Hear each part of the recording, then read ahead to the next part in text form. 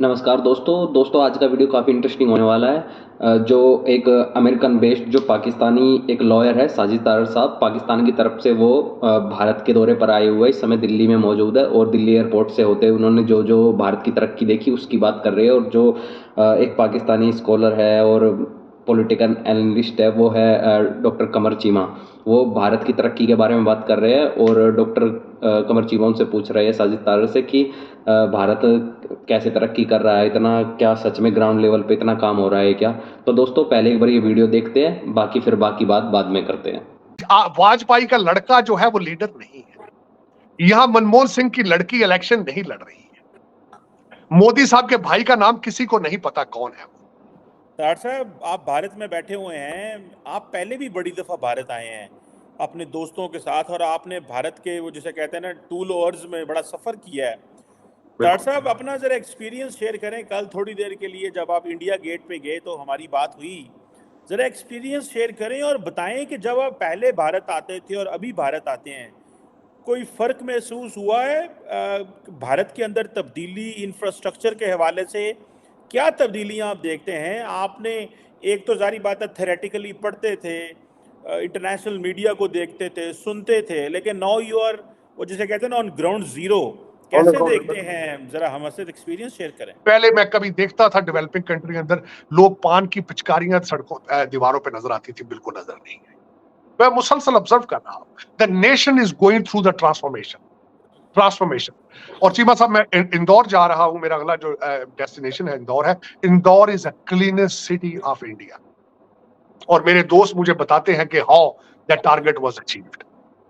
और ये बिल्कुल मैं देख रहा हूं कि इस वक्त लोग जो है, और अर्ज करना चाहूंगा, इंडिगो इस वक्त यहाँ पे नए एयरपोर्टों का रेल पेल है। ये हाईवेज बनी थी 60s के अंदर, अमेरिका के अंदर, जब तरक्की उनकी हुई थी, इकोनॉमी पीक पर गई जब उनकी, तो उन्होंने भी सड़कों का जाल सबसे पहले बिछाया था। अब वो सड़कों के जाल और एयरपोर्टों के जाल भारत के अंदर बिछ रहे हैं। इंडिगो सबसे ज्यादा जहाज खरीद रही है इस वक्त बोइंग और एयरबस से। तो इससे नजर आ रहा है देश। और टाटा जो है, टाटा ने एयर इंडिया खरीद ली है। They are going through transformation. बल्कि मैं जब जहाज में कल बैठा तो मैंने उसका कंपैरिजन किया कतर और एमिरेट्स के साथ, और मेरे जो भारतीय दोस्त थे उन्होंने मुझे बताया कि इस वक्त उन्होंने जो डेल्टा से जहाज लिए हैं उनके अंदर बिल्कुल उसी तरह की बिजनेस क्लास सीटें हैं, कैबिन बनते हैं, बल्कि नाइट आपको पजामास दिए जाते हैं जो कतर देती है। सो टाटा ने अगर देखा जाए तो उसको पैसे के लिए नहीं खरीदा, नेशनल प्राइड के लिए खरीदा है कि कभी ये एयरलाइन टाटा ने ही शुरू की थी। तो जब ये जज्बात होते हैं तो कौमें फिर ऊपर आती हैं। तो मेरे ख्याल में जो मैं देख रहा हूं, I'm going through this historical experience myself। मैं अगली किताब, एक किताब तो मैंने अमेरिकन पॉलिटिक्स पे लिखी थी जो प्रिंट करूंगा, लेकिन अगली किताब मैं लिखूंगा सब कॉन्टिनेंट के ऊपर। चाणक्य के बारे में लिखूंगा, भारत के बारे में लिखूंगा, भारत की रेसिस के बारे में लिखूंगा, भारत की तरक्की के बारे में लिखूंगा। शादी हो रही है हफ्ते बाद जमन नगर के अंदर।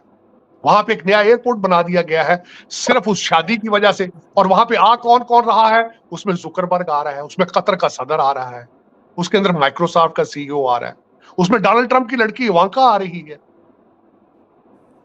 तो ये सारी चीजें जब आप देखते हैं, और उसके बाद एक और, चले उसे आगे चलते हैं। इस वक्त नेवल एक्सरसाइज हो रही है श्रीलंका की, मालदीव की, और ऑब्जर्वर है बांग्लादेश है साथ उसके। नेवल एक्सरसाइज हो रही है इस वक्त में। और चीमा साहब, दर हकीकत ये एक दिन में सफर तो जाहिर नहीं हुआ, उसके पीछे एक पूरी हिस्ट्री मौजूद है। इसमें कई प्राइम मिनिस्टर्स की कमिटमेंट्स जो है मौजूद है, आप बिल्कुल उनको डिनाई नहीं कर सकते। मनमोहन सिंह, डॉक्टर मनमोहन सिंह जो कि इकोनॉमिस्ट थे, उनका रोल नहीं निकाला जा सकता इसमें से। वाजपेयी साहब का रोल इसमें से नहीं निकाला जा सकता। इसमें कई ऐसे थे प्राइम मिनिस्टर जो कि नेशनलिस्ट थे। मोदी साहब is not the only nationalist person to begin with. He has gone to the extreme, he has taken to the youth and agenda to the next level. लेकिन पिछले लोग भी जो थे वो भागकर लंदन जाके नहीं बैठे, वो यही बैठे। उनके ऊपर करप्शन की स्टोरियां मौजूद नहीं है। उन्होंने अपने स्केड्यूल नहीं बनाया कि 3 साल तुम लूट लो, 2 साल हम लूट लेंगे। वहां यहां नहीं इस तरह का हुआ काम। यहां वाजपेयी का लड़का जो है वो लीडर नहीं है। यहां मनमोहन सिंह की लड़की इलेक्शन नहीं लड़ रही है। मोदी साहब के भाई का नाम किसी को नहीं पता कौन है वो।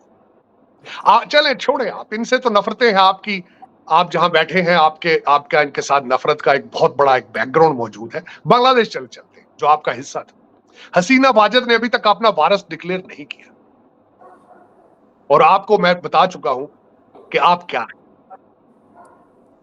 आपके एक बंदे के नाम से भुट्टो उतार दिया जाए तो उसका पीछे बचता ही कुछ नहीं। दूसरी है उसकी फैमिली है, अब उनके पोते दोते हैं, उनके लिए भी हल्के देखे जा रहे हैं। एक मुर्शद जेल के अंदर बैठा है, उसकी बहनें दो हैं, वो अब सियासत में आ चुकी है। हलीमा बाजी जो है वो मुसलसल सियासी बयान भी दाग रही है, जर्नलिस्टों की बेइज्जतियां भी कर रही है, सब कुछ हो रहा है। क्या वजह?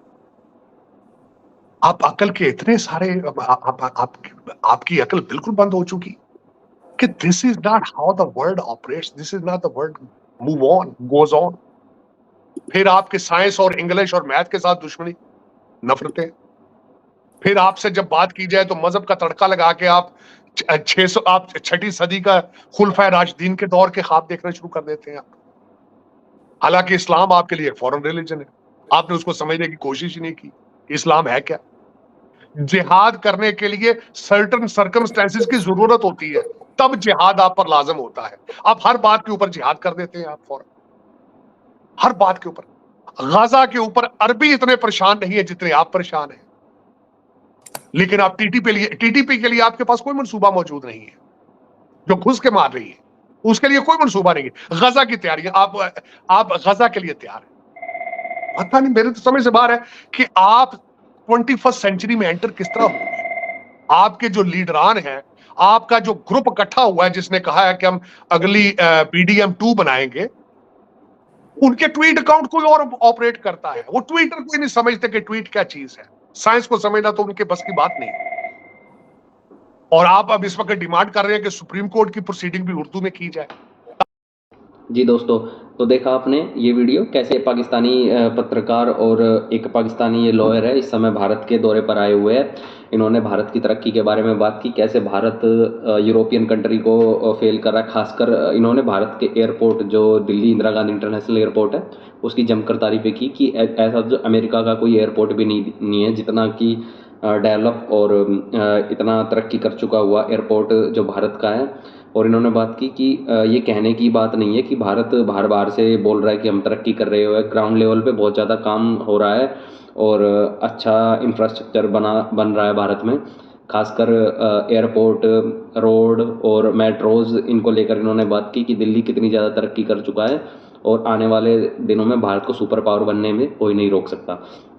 अभी ये भारत में है, दिल्ली में आए हुए, अब कुछ दिन के बाद ये इंदौर जाएंगे। और ये इन्होंने बात की, मैं भारत आता रहता हूँ और भारत पिछले जब मैं दौरे पर आया था 2020 में, और अब में 4-5 साल के अंदर अंदर इतना ज़्यादा फ़र्क देखने को मिला है कि भारत कह सकते कितनी तेज़ी से तरक्की कर रहा है। और ये बोल रहे हैं कि मैं दिल्ली के अक्षरधाम मंदिर और गुरुद्वारे और अलग अलग जो दूसरी जगह है वहाँ पे भी विजिट करेंगे और भारत का टूरिज्म सेक्टर को भी एक्सप्लोर करेंगे। और इन्होंने बोला कि मैं जो इंदौर है, भारत का जो सबसे साफ शहर है, वहाँ का भी दौरा करूँगा कि देखना होगा कि वहाँ सच में इतना साफ शहर है या कहने की बातें हैं।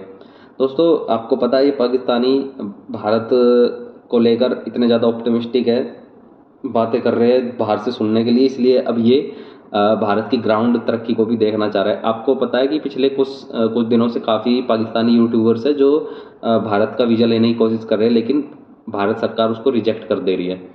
और दोस्तों, इन दोनों जो साजिद तारर और जो ये डॉक्टर कमर चीमा है, इनकी जो कन्वर्सेशन है, आपको ये सुनने के बाद आपको कैसा लगा और हमें कमेंट करके बताइएगा। और आने वाली ऐसी ही वीडियो के लिए हमारे इस चैनल को प्लीज़ ज़रूर सब्सक्राइब कीजिए। आपका बहुत बहुत धन्यवाद दोस्तों।